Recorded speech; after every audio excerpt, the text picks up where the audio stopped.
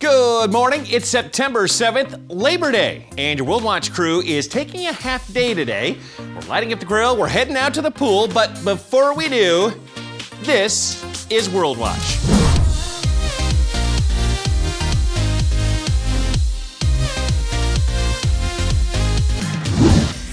The world is watching and wondering. China and Russia have rushed vaccines into production.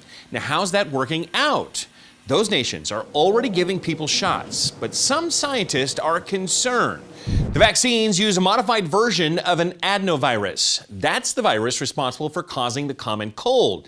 But a lot of people are exposed to adenoviruses year-round. About 40% of people in places like China and the U.S.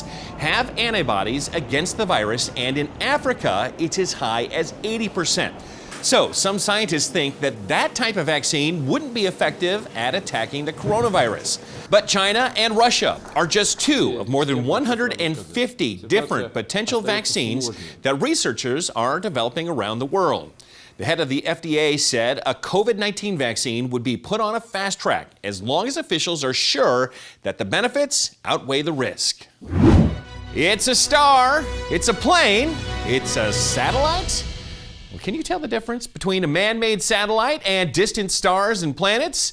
Well, according to a new report, that could become much more difficult as people launch more and more satellites. So far, there are less than 10,000 objects in space. But by 2030, companies and governments plan to send more than 100,000 satellites into orbit.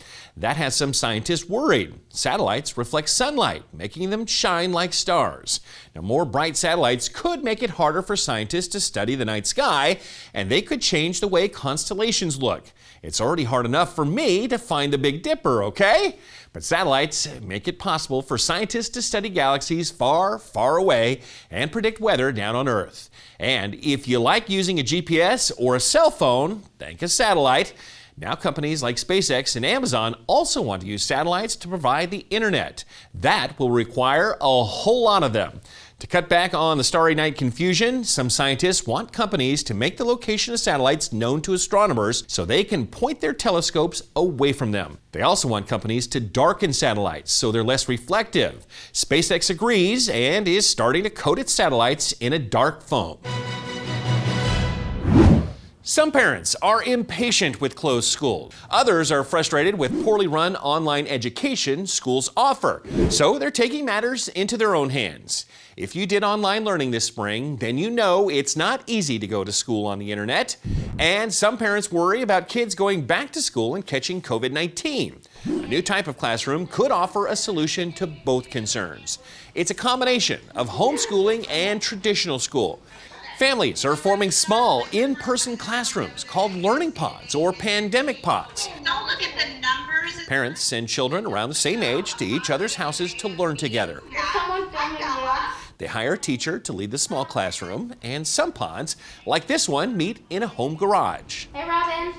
Are you guys in the garage? The pods are popping up all over the country, and students like them because they get to spend time with friends, and parents like them because children aren't only learning online. The small group sizes also means COVID-19 is less likely to spread, yet pods can be expensive. Parents have to help pay for a teacher and classroom supplies, and that has some in the education establishment criticizing learning pods, saying they're only for wealthy children. Poorer kids whose families don't organize or can't afford a pod will have to go to school online.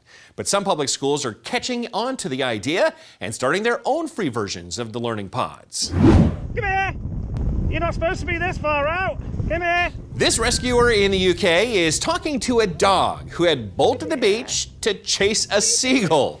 Like most dogs, not thinking about where that might take him. Well, the crew pulled the panting pooch to safety. You're a lovely dog, aren't you? And after showering the dog with attention, the rescuers returned the soaking wet spaniel to his grateful owner. I know you get it regular, but thanks. Oh, don't worry. And thanks for watching, everybody. I'm the Big Bash. Remember, whatever the news, the purpose of the Lord will stand. We'll see you tomorrow.